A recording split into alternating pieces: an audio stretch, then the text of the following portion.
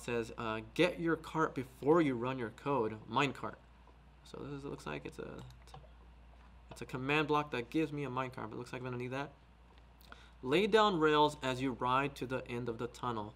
Don't forget to stand on emerald block. Oh, let's make sure we open this. Ooh, we have a tablet. Another one for our collection. I don't think there's anything else here for me. So I want to go ahead and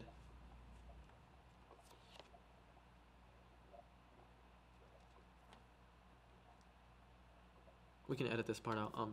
Should I put the cart, stand in it, and then write the code, or should I write the code right now? And then get in the cart and then start initiate the code. Write the code. Okay. Alright, so before we actually get in the cart and get ready to move, you actually probably want to type the code just to be safe. Who knows if I'm just going to roll off and just end up with no track on the other side. So I'm going to stand kind of here and go back to our code. And I don't think we're going to need a lot of this. We're going to probably keep the import time and the MC, the post to chat, and the sleep. I'm going to just delete all this for counter right here. Now let's go ahead and change our hashtag, and we're going to change hashtag auto track. We'll leave the imports the same. We have our MC equals Minecraft variable. We'll leave our post to chat, but we'll change it this time. We'll make it say auto track, let's say auto track active. We'll have a sleep timer that's perfect for 2 seconds. That way it waits, it doesn't run the code really quickly. It gives us the player some time to think before the code continues itself. We have our player position. And we're going to have a new variable called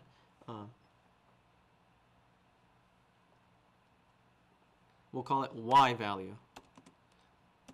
Y value. So this is going to be the value of the Y, because what happens is when you're in the minecart, you actually lower yourself almost into the floor. You're technically in the floor of Minecraft 1 block down, even though, and that's why you can get inside 1 block holes with the minecart. So I'm going to say Y value equals player pos, just the player pos dot Y. That way it's a simplified version of it. Oh, I don't want it. So dot Y. There we go. Now what I'm going to do here is going to type our while true condition, or a while condition. I'll type while. The Y value is equal to the player position dot Y, and go ahead and put a colon there. We're going to run the following codes. The player position equals MC dot player dot get position, and quotations. Now you're probably asking, why do I have player position twice here? We state it once up here, and we state it down here. Now the thing about this in some program languages is when you state a variable up here, it's going to be used right after. So for example, our Y value is using the player position Y, which is this referring to here. When you reuse it again, it re-gets it only from here. So anytime inside this while loop, if I refer to the player position, it's not referring to this one anymore. It's going to be referring to the one inside, the one right here. So let's continue on. Next thing, we'll type a post to chat. Say mc.post to chat. And let's say track. Oh, there we go. And for the next line of code, we're going to type mc.setBlocks. And we'll type our player positions. Player position dot x, player position dot y, and player position dot z. Now for the first set of x, y, z, I want to modify the y and add +1. And for the next one, let's add the next second set. So we'll type player position dot x +2. Or actually, we'll add all the numbers at the end. Let's just go ahead and quickly just type all the player positions. Player position dot y and player position dot z. Save ourselves some trouble. So on our x, for our second x, we're going to have +2. For our y, we're going to add +1.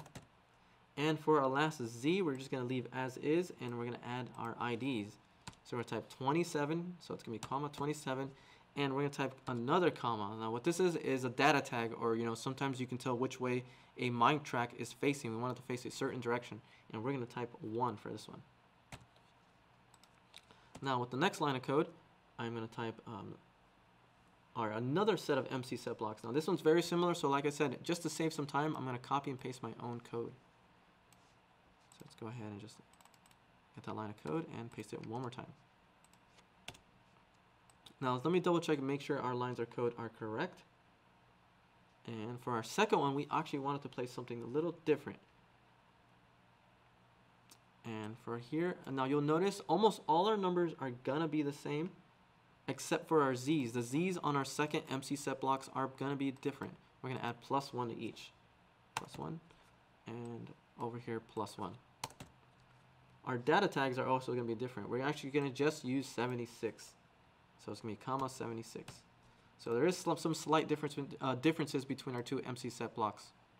But they're almost similar except for the z-axis and the block IDs. So let's move on to our next line of code.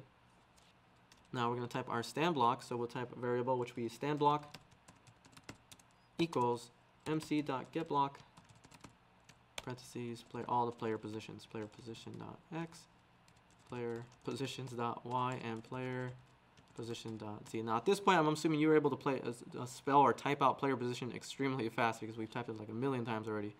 So with that, we're going to go ahead and leave those values as is. We're not going to add or subtract anything. And move on to the next line of code. We're going to type if stand block is equal to 57. So this is the block underneath the player. The code is just going to break or just completely stop because we don't want these auto tracks to keep laying down, especially once I get over diamond. So I'm going to go ahead and quickly check even my own work, and you can go ahead and use this time to pause the video and check over the code.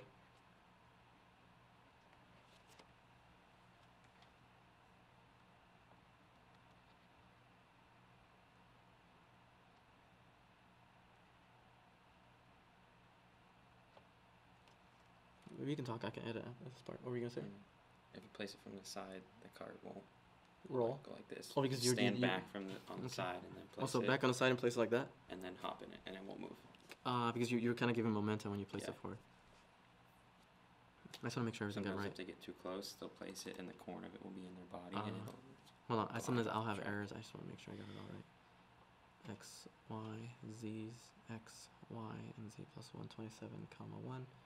Auto track, post chat player position, stand block, X, Y, Z, standard, and MC equals stand block equals is equal to 57, colon, break. It looks okay for now.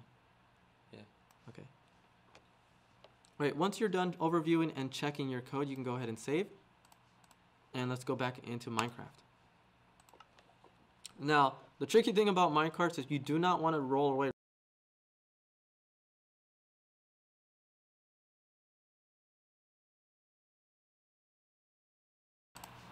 And let's go back into Minecraft.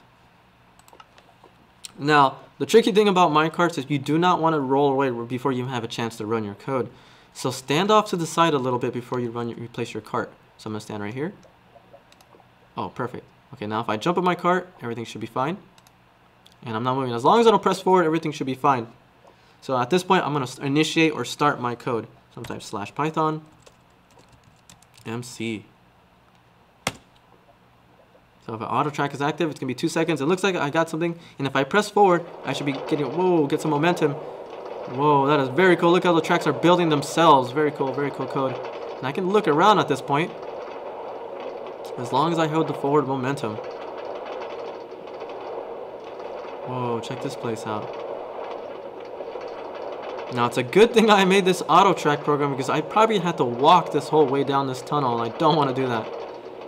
Let's see if it can go a little faster. I think this is as fast as it can go, but really cool. You can see the code is also laying down some redstone torches. Oh, that way it powers our rail. If not, we wouldn't have any power. We'd be moving very, very slowly. Ooh, very cool. I think I just saw some diamond. Oh. I think I see the end. We're almost there. Go, go, go. Now, if the code is correct, anytime for our stand block variable, anytime it detects some type of diamond, the code should just break. And here I see some diamond. Here it goes. Beautiful. Perfect. Look at that one. Now, we could probably collect the minecart. Oh, look. Oh, there we go. Maybe we'll save it for later. Maybe we may never know when we might need to go back. Look at that long rail. Very cool. And let's go ahead and look around. Where are we now?